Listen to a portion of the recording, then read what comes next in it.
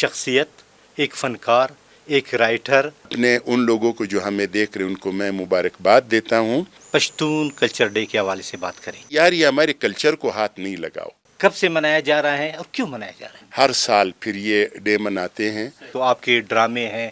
دشت وفا عابد علی صاحب نے اس کو ڈائریکٹ کیا. تو ایک لیویز کا سپاہی عیدو تھا کہ آپ کے ہر گھر سے ہم نے ایک ایک سپاہی لیا ہے. کسی کے کوئی قتل ہو جاتا ہے، بہترین جو عدالتیں ہیں انہوں نے اس جرگے سے یہ چیزیں لی. وہ سارے گاؤں والوں کو پتہ چل جاتا ان کا ایک سردار ہے یا ملک ہے جو بھی ہے، اور ہمیں عزت دو. یہ زبان ہے اور یہ کلچر ہے. دوپٹہ ان کے سر پہ ڈال کے خواتین کا جو احترام ہوتا تھا. تاریخی واقعہ. ایک زبان جو ہے، ایک کلچر جو ہے وہ آپ کو زندہ رکھتا ہے پوری دنیا میں. اور آپ کو لوگ جانتے ہیں، آپ کیسے اپنے آپ کو پٹھان کہتے ہو؟ لیکن وقت کی کمی کی وجہ سے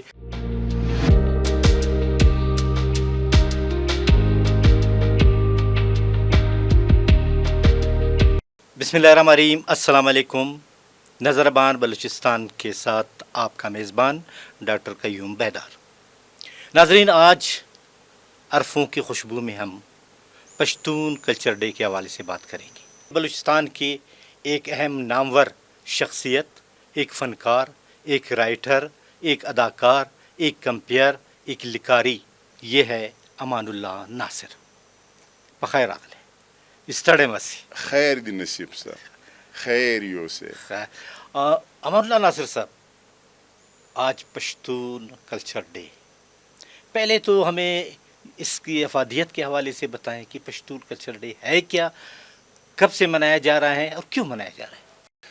اچھا، کچھ سال پہلے یہ ایک قرارداد پاس ہوئی کہ اس 23 سپٹمبر کو یہ ڈے منایا جائے گا. یہ پشتونخوا ملی عوامی پارٹی کا ایک اجلاس تھا، کوئی جلسہ تھا، اسی میں انہوں نے یہ اعلان کر دیا تھا. بہرحال ہم تقریباً کلچر ڈپارٹمنٹ بلوچستان کی طرف سے ہر سال پھر یہ ڈے مناتے ہیں، اور یہ نوری نصیر خان ہال جو ہے کلچر ڈائریکٹریٹ میں یہاں پہ منایا جاتا ہے. تو سب سے پہلے جو ہے اس وقت جتنے ناظرین ہمیں دیکھ رہے، جتنے پشتون دیکھ رہے، جو دیگر اقوام دیکھ رہے، کیونکہ ہم یہاں پہ براوی بھی مناتے ہیں، ہم بلوچی ڈے بھی مناتے ہیں، ہزارگی بھی بہت زبردست طریقے سے منایا جاتا ہے. تو میں اپنے ان لوگوں کو جو ہمیں دیکھ رہے ان کو میں مبارکباد دیتا ہوں. مبارکباد اس لیے دیتا ہوں سر، میں نے کچھ ممالک دیکھے ہیں، ٹھیک ہے، ان کے حوالے سے میں آپ کو یہ بتا دوں کہ وہ اپنے بجٹ کا ایک بہت بڑا حصہ جو ہے وہ اپنے کلچر کو زندہ رکھنے پہ خرچ کرتے ہیں. اس لیے کہ دنیا میں جتنے قومیں ہیں، آپ بلوچ مطلب اس میں نظر آنا چاہیے الگ سے کہ یار یہ بلوچ ہے، یہ پشتون ہے، یہ پنجابی ہے، یہ سندھی ہے، یہ انڈینز ہے، یہ افغانی ہے، یہ ایرانینز ہے، یہ عربی ہے. تو اس حوالے سے وہ بہت زیادہ پیسے خرچ کرتے ہیں کہ ہماری پہچان ہو، کیونکہ آپ کی پہچان اگر ختم ہو گئی، آپ دوسرے اقوام میں جو ہے نا نمک کی طرح یا چینی کی طرح اگر آپ ضم ہو گئے یا حل ہو گئے، پھر تو آپ ختم ہو گئے.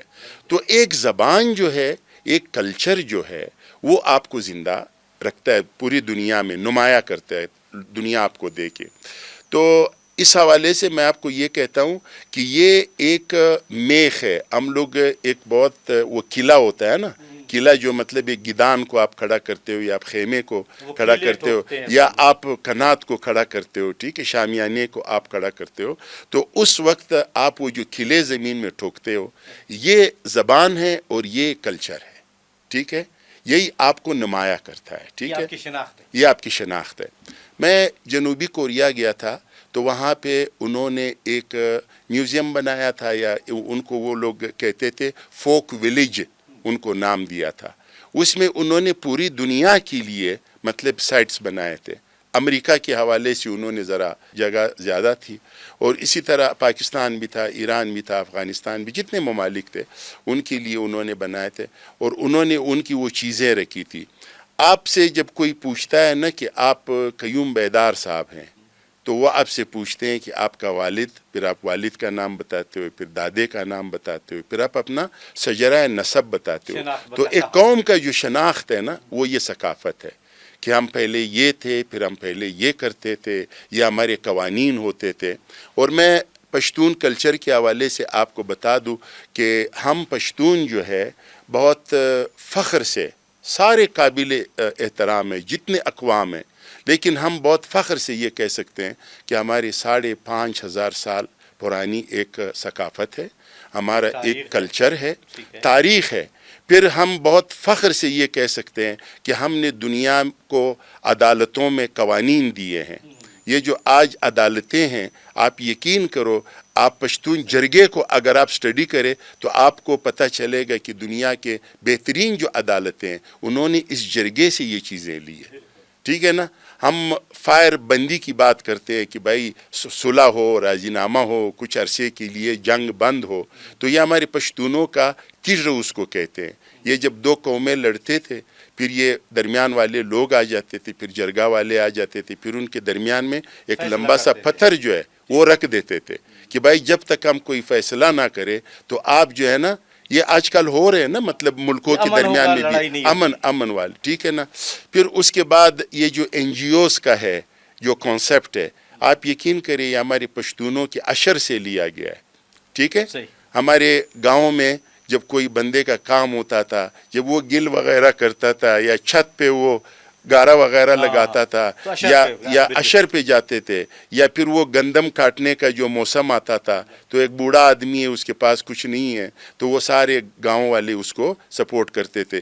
کسی کی شادی ہو رہی ہے اس کے لیے وہ چندہ کرتے تھے، ٹھیک ہے۔ کسی نے کوئی دشمنی کی، جرگے نے اس کے اوپر کوئی رقم رکھا تو وہ پھر انہوں نے جو ہے نا اس کے لیے یہ میں صرف چند چیزیں آپ کو بتا رہا ہوں۔ ننواتی جو ہے، کسی نے کوئی دشمنی کی، کسی کا قتل کیا، کسی کا کوئی نقصان کیا، تو وہ خواتین کا جو احترام ہوتا تھا، آج کل لوگ کچھ پروپیگنڈا کر رہے ہیں نا، وہ کچھ باہر سے ان کے لیے پتہ نہیں ڈالر آ رہے یا پاؤنڈز آ رہے، وہ یہ پروپیگنڈا کر رہے کہ یہ پٹھان جو ہے، یہ بلوچ جو ہے، یہ بڑے مطلب خواتین کے ساتھ زیادتی کرے۔ کوئی زیادتی نہیں ہے۔ آپ یقین کریں کہ یہ خواتین جب قرآن لے کے اور وہ جاتے تھے وہاں پہ ان کے دشمنوں، تو وہ 100 قتل معاف کر دیتے تھے کہ بھائی خواتین آ گئی، دوپٹہ ان کے سر پہ ڈال کے۔ پھر جنگ کا ان کا ایک اپنے وہ روایات ہوتے تھے کہ میرے آپ کے ساتھ کوئی دشمنی ہے، ٹھیک ہے نا، وہ پھر کیا کرتے تھے، جو عقل مند لوگ ہوتے تھے وہ اپنے ساتھ ایک بچے کو لے لیتے تھے، تو پھر وہ بچے پہ پھر وہ نہیں کرتے تھے، وار نہیں کرتے تھے کہ یار ان کے ساتھ بچہ ہے، مارنا نہیں ہے، ٹھیک ہے۔ اور اسی طرح جب خواتین کا میں نے آپ کو مثال دیا، وہ ادھر جاتے تھے، وہ اس کے لیے تمام وہ معاف کر کے پھر اس کو چادریں وغیرہ دے کے، ان کو پیسے دے کے کہ بھائی ہماری بہنیں آئی تھی، ہم نے آپ کے اس چادر کے لیے یہ جو پڑو نہیں ہے آپ کا، یہ معاف کر دیا، یہ ہم نے معاف کر دیا۔ تو ہمارا جو ہے یہ جب ہم کرتے ہیں کہ مہمان، مطلب ہمارا یہاں پہ یہ کچلاغ میں ایک خان تھا، وہ ہوٹل نہیں چھوڑتا تھا، وہ کہہ رہا تھا کہ یار آپ نے جب ہوٹل کھول دیا تو مہمان تو آپ کے ہوٹل میں آئے گا، پھر ہم نے یہ بیٹھکیں کس لیے بنائی ہے، ٹھیک ہے نا۔ پھر میں آپ کو ایک قصہ کروں، ایک دانشور تھے بہت بڑے سوات کے علاقے میں، تو کوئی 2 جاپانی لڑکیاں آ گئی وہاں پہ، ٹھیک ہے نا۔ تو انہوں نے کہا کہ کیونکہ جاپان بھی بدھسٹ ہے تو سوات میں بدھسٹ کے بہت سارے آثار ہے، تو وہ اس پہ کوئی کتاب لکھنا چاہتی تھی وہ خواتین۔ تو انہوں نے کسی سے پوچھا کہ بھائی کوئی ایسا بندہ ہو کہ وہ انگریزی بھی جانتا ہو، تھوڑا سا ہمیں گائیڈ بھی کرے، یہ چیزیں بھی مطلب معلومات بھی۔ تو انہوں نے کہا کہ بھائی یہ دانشور ہے، یہ شاعر ہے، آپ اس کے پاس جائیں، ہم ہمیشہ اس کو دیکھتے ہیں، اس کو بہت معلومات ہے اس بارے میں۔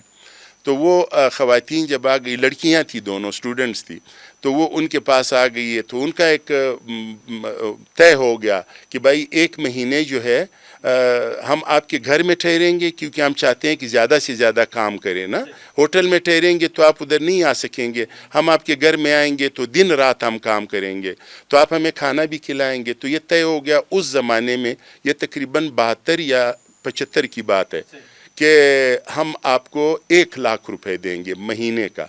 خیر انہوں نے کام سٹارٹ کیا، وہ شروع ہوا تو 1.5 ماہ لگے، 1.5 ماہ کے بعد انہوں نے اس کو 1.5 لاکھ روپے کا معاہدے کے مطابق وہ پیسے دیے۔ تو اس نے ایسا دیکھا تو وہ پیسے واپس کر دیے کہ یہ تو ہم نہیں لیں گے۔ تو انہوں نے کہا کیوں؟ بولتا ہے اس وقت جب آپ آئی تھی تو آپ بطور اسٹوڈنٹ جاپانیز آئی تھی، اب آپ ہمارے مہمان ہو اور پٹھان جو ہے وہ مہمان سے مطلب کس طرح پیسے لیں گے، مطلب رہائش کا اور اس کا. تو انہوں نے کہا یہ کیسی بات ہے. تو انہوں نے ان کو ایک جملہ کہا کہ ہر پٹھان کا گھر جو ہے وہ ہوٹل ہے لیکن اس کا معاوضہ نہیں ہے. ٹھیک ہے.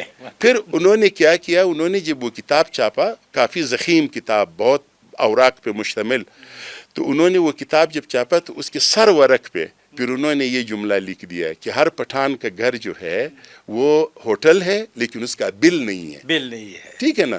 تو یہ ہماری روایات تھے. پھر دوسری بات میں آپ کو بتا دوں کہ آپ کسی پٹھان گاؤں سے جب گزرتے تھے، ٹھیک ہے، اور وہاں پہ آپ کے ساتھ کوئی واقعہ ہوتا تھا، دیکھیں ایک زمانے میں نہ لیویز ہوتا تھا، نہ ایف سی، نہ پولیس، کچھ بھی کوئی فورس نہیں ہوتا تھا.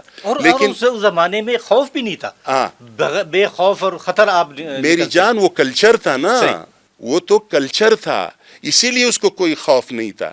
وہ اس لیے کہ جب آپ یہاں پہ بلوچستان داخل ہوں گے، ٹھیک ہے نا، وہ جوب کے علاقے سے آپ گزریں گے یا لورلائی سے گزریں گے یا آپ خانوزی سے گزریں گے یا آپ کوئٹہ سے گزریں گے، اگر آپ کے پاس کوئی واقعہ ہوتا ہے، ٹھیک ہے، آپ کو کوئی نقصان پہنچتا ہے، کوئی ڈاکو وغیرہ ڈاکہ مارتے ہیں یا مطلب آپ کو لوٹتے ہیں، تو اس علاقے کے خان اور لوگوں کے لیے یہ پھر ساری زندگی کے لیے ایک تانا تھا، یہ پیغور تھا کہ بھائی آپ کے علاقے سے بندہ گزر رہا تھا، ان کے خواتین کو نقصان پہنچا یا بچوں کو، آپ کیسے اپنے آپ کو پٹھان کہتے ہو، آپ کیسے اپنے آپ کو بلوچ کہتے ہو. ٹھیک ہے نا. تو یہ روایات تھے.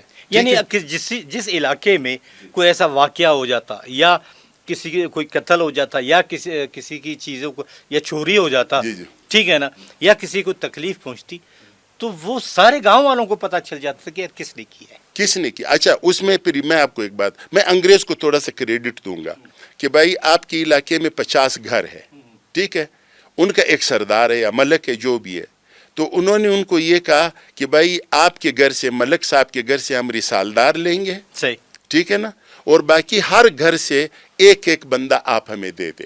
صحیح، وہ سپاہی ہے، وہ بطور سپاہی، وہ سپاہی ہے. ٹھیک ہے. وہ انہوں نے لے لیا. اب انگریز نے پھر ان کو کہا کہ اب اگر آپ کے علاقے میں کوئی چوری چکاری ہے تو پھر آپ چور ہیں، ذمہ دار آپ ہیں. ہاں، ذمہ دار آپ ہے، اس لیے کہ آپ کے ہر گھر سے ہم نے ایک ایک سپاہی لیا ہے، ٹھیک ہے، اور آپ رسالدار ہے. تو دیکھو کتنا زبردست یہ ایک طریقہ ہے.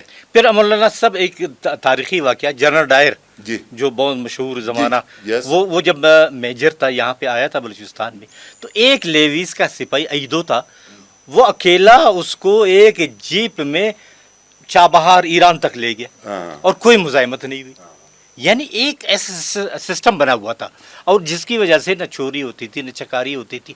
آج ہمارے اتنے فورسز ہیں اور اتنا اسلحہ ہے، اس کے بعد چوریاں بھی ہو رہی ہیں، قتل بھی ہو رہے ہیں اور بدامنی بھی ہو رہی ہے. وجوہات کیا ہے؟ اس کی وجہ میں آپ کو بتا دوں. دیکھو ملک بنے ہوئے کوئی کسی کو 100 سال ہو گئے، کسی کو 76 سال ہو گئے، کسی کو 75 سال ہو گئے، کوئی 100 سال ہو گئے. یہ جو روایات ہے، ٹھیک ہے، یہ بنے ہوئے ہزاروں سالوں سے. بالکل بالکل. ہمارے لوگوں کا ایک ہی ڈیمانڈ ہے، آپ یقین کریں، ہمارے لوگوں کو نہ جہاز چاہیے، نہ کوئی مطلب گاڑی چاہیے، نہ ان کو بہت سارے پیسے چاہیے. وہ یہ کہہ رہے یار یہ ہمارے کلچر کو ہاتھ نہیں لگاؤ، ہماری زبان کو خراب مت کرو، اور ہمیں عزت دو، ہمیں عزت دو، کیونکہ یہ بھی کلچر کا ایک حصہ ہے. ٹھیک ہے نا. ہمیں عزت دو. آپ اگر ان کو عزت دیں گے، ٹھیک ہے نا، آپ ان کے علاقے جو ان کا علاقہ ہے، ٹھیک ہے نا، ایک بندہ جو ہے وہ ہزاروں سال ایک زمین پہ رہا ہے، ٹھیک ہے، بھوک بھی برداشت کیا ہے، پیاس بھی ہے، خشک سالیاں ہوتی تھی نا، 10 سال بارشیں نہیں ہوتی تھی، اس نے اس جگہ کو نہیں چھوڑا ہے، اس کا دفاع کیا ہے. ٹھیک ہے نا. آپ ابھی ان کو کہہ رہے یار یہ جگہ چھوڑ دے، ٹھیک ہے، تو وہ تو پھر آپ کے ساتھ لڑائی کرے گا نا. بالکل بالکل. ٹھیک ہے نا. یہ جو باتیں ہیں، یہ اگر ہماری حکمران جو ہے، جو ہمارے بڑے ہیں، جو فیصلے کرنے والے لوگ ہیں، وہ اگر آپ کو عزت دے، ٹھیک ہے، آپ کو جو اللہ نے زمین بخشا ہے اس پہ آپ کا حق تسلیم کرے، ٹھیک ہے، آپ کو جو اللہ تعالیٰ نے وسائل دیے ہیں اس پہ آپ کا حق تسلیم کرے، ٹھیک ہے، آپ کو اپنے بھائی کی طرح سمجھے. ٹھیک ہے. ہم ادھر اس ملک میں جب یہ ملک بن رہا تھا، اس شرط پہ بلوچ اس میں شامل ہوئے تھے، اس میں پٹھان اس میں شامل ہوئے تھے. دیکھو یہ 2 اقوام میں خاص کر کے بول رہا ہوں، ٹھیک ہے، کیونکہ انہوں نے اپنی مرضی سے اس میں شمولیت اختیار کی ہے، تھی۔ بالکل۔ تو اس کے ساتھ پھر یہ ہے آپ نے معاہدہ کیا تھا کہ آپ کے کلچر کو ہم ہاتھ نہیں لگائیں گے، آپ کی زبان کو، آپ کی علاقے میں آپ کی حکمرانی ہوگی۔ آپ کا بھائی بھی اگر آپ کے گھر میں ہیں اور آپ کے والد اور آپ کے پردادے کا کوئی جائیداد ہے، اس میں اگر آپ کو صحیح حساب اگر آپ نہیں دیں گے تو آپ کا بھائی بھی آپ کے ساتھ لڑے گا، نیچرل سی بات ہے۔ وہ بھی اپنے کلچر کو، اپنے رہن سہن کو سنبھالے ہوئے۔ تو کلچر جو ہے وہ بہت اہم چیز ہے۔ اب میں کلچر کے حوالے سے آپ کو ایک بات بتا دوں، میں نے ایک ڈرامہ لکھا، اس کا نام تھا دشت وفا۔ دشت وفا، دشت وفا، عابد علی صاحب نے اس کو ڈائریکٹ کیا۔ جوب کی کہانی تھی اس میں کہانی یہ ہے کہ ایک جوب کا لڑکا ہے، وہ کراچی کی کسی یونیورسٹی میں پڑھ رہے، وہاں پہ ایک لڑکی ہے، اس کے ساتھ اس کی محبت ہو گئی ہے۔ پھر وہ ادھر آ گیا تو اس کی جو دادی تھی اس نے فیصلہ کیا کہ آپ کا جو شادی ہے وہ اس لڑکی کے ساتھ ہوگی۔ تو پھر وہ لڑکی آتی ہے یہاں پہ۔ تو ہم نے اس ڈرامے میں یہ دکھایا تھا کہ جو اچھی باتیں ہیں آپ کے کلچر میں اور جو اچھی باتیں کراچی کے کلچر میں، آئیے ہم دونوں اس کو ملائے، ایک نئے کلچر کو ہم جنم دیں۔ جو غلط باتیں وہ آپ بھی مائنس کریں، ہم بھی کراچی والے مائنس کرتے ہیں، تو ٹھیک ہے نا۔ تو یہ جدیدیت آنا چاہیے وقت گزرنے کے ساتھ۔ عمل نہ سب باتیں بہت ہیں، اور ہم تو صرف پشتون کلچر ڈے کے حوالے سے آج ہم نے پروگرام کیا ہے، ورنہ اگر آپ کی شخصیت پر کرتے تو آپ کے ڈرامے ہیں اور آپ نے خود ڈائریکٹ بھی کیے، آپ نے لکھے بھی ہیں، آپ لکھاری بھی ہیں، آپ ایک پشتون پروگراموں کے بہت خوبصورت کمپیئر بھی ہیں، اور آپ کو لوگ جانتے ہیں، اور آپ کے بہت شاعر بھی ہیں، ادیب بھی ہیں۔ اس پر انشاءاللہ ایک اور پروگرام کریں گے، لیکن وقت کی کمی کی وجہ سے اس پروگرام کو یہی ختم کرتے ہیں۔ ناظرین، پشتون کلچر کے حوالے سے آپ کو معلومات حاصل ہوئی، اور انشاءاللہ پھر ایک اور پروگرام میں امان اللہ ناصر صاحب کی شخصیت، اس کی شاعری اور اس کی فنکاری، وہ جو اس نے کمپیئرنگ کی ہے یا پروگرام کی ہے، اس حوالے سے بھی بات ہوگی۔ اپنے میزبان قیوم بیدار کو اجازت دیجیے، اللہ حافظ۔